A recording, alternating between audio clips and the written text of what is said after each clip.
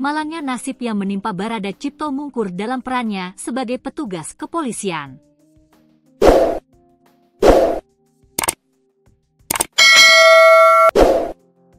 Barada Cipto Mungkur adalah anggota BRIMOB yang bertugas di Divisi Bagian Logistik Mabes Polri. Dia mengalami penusukan yang dilakukan oleh orang tak dikenal pada Minggu, 19 Oktober 2025. Insiden mengerikan tersebut terjadi pada pukul 4.30 WIB di bawah jembatan Tol Bitung, Kabupaten Tangerang, Banten.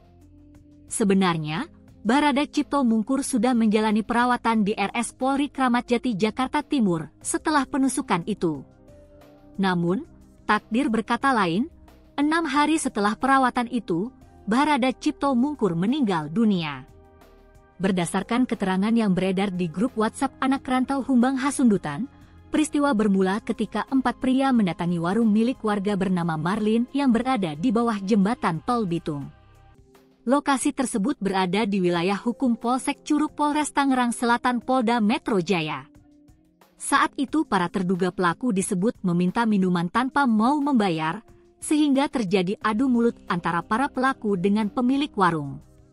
Saat keributan berlangsung, Barada Cipto Mungkur yang kebetulan berada di lokasi, berusaha melerai.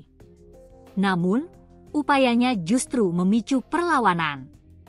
Kelompok tersebut kemudian meninggalkan lokasi sambil melontarkan ancaman. Tak lama kemudian, korban bersama rekannya berusaha mencari para pelaku yang disebut bergerak ke arah belakang SPBU Bitung. Begitu korban bersama rekannya tiba di belakang SPBU Bitung, para pelaku menyerang mereka. Tak hanya menggunakan tangan kosong, para pelaku mengeroyok Barada Cipto Mungkur menggunakan senjata tajam. Akibat penyerangan tersebut, korban mengalami 2 luka tusuk di bagian kepala dan sempat dilarikan ke rumah sakit untuk mendapatkan perawatan medis. Hingga akhirnya Barada Cipto Mungkur meninggal dunia pada Jumat, 24 Oktober 2025. Kerabat korban, Hasmar Bancin, mengatakan saat ini Barada Cipto Mungkur telah dibawa ke kampung halamannya di Desa Mungkur, Kecamatan Tarabintang, Kabupaten Humbang Hasundutan, Sumatera Utara.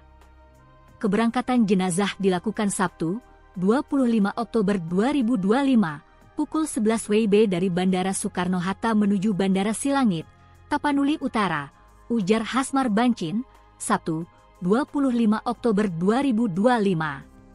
Sementara itu, Kasat Reskrim Polres Tangerang Selatan AKP Wiragraha Setiawan mengatakan pihaknya tengah melakukan penyelidikan dan pengejaran terhadap para pelaku pengeroyokan yang menyebabkan korban meninggal dunia.